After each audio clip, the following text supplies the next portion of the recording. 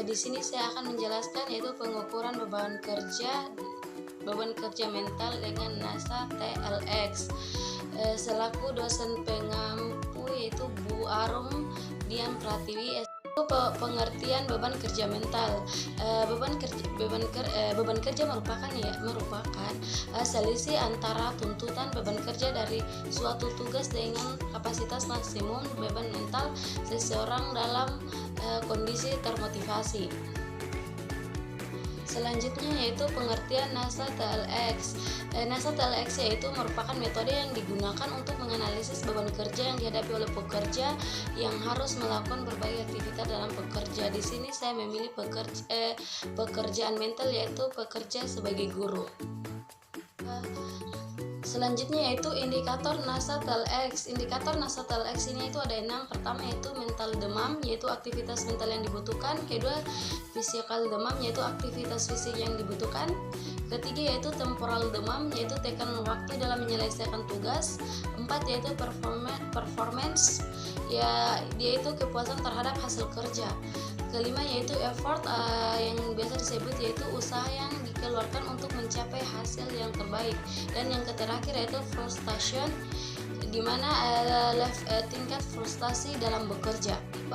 Di pekerjaan mental ini, pekerjaan mental yang saya pilih yaitu guru.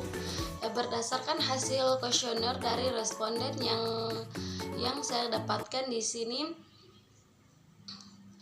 di indikator beban mental yaitu pertama yaitu dia lebih dominan ke dibutuhan mental pertama. Kedua dia lebih dominan lagi di kebutuhan mental atau yang dikenal dengan MD. Ketiga dia itu lebih perbandingan indikator beban mental antara kebutuhan mental dengan perform, dia itu lebih ke perform guru. Habis itu keempat dia itu lebih kebutuhan mental lagi. Kelima kebutuhan mental, dan keenam yaitu kebutuhan waktu. Ketujuh performance. Kedelapan dia kebutuhan fisik. Kesembilan dia kebutuhan fisik dibandingkan dengan tingkat waktu.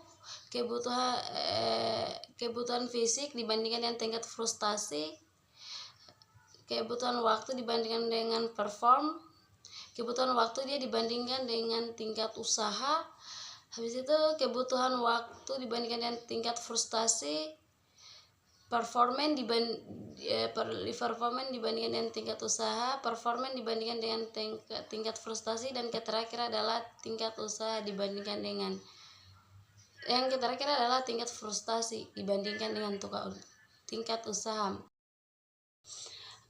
Berdasarkan data dari kuesioner yang sudah diisi, berdasarkan indikator yang sudah dipilih, diketahui bahwa indikator MD yaitu 4, PD dia 2, di TD dia 3, OP dia 4, EF dia 1, FR dia 1. Jadi total dari indikator tersebut yaitu 15. Di nilai perhitungan TLX yaitu diperoleh dengan mengalihkan antara bobot dan dengan rating yang telah didapat. Kalau di model Diamond dia berdasarkan perkalian tersebut dia terdapat nilai 280.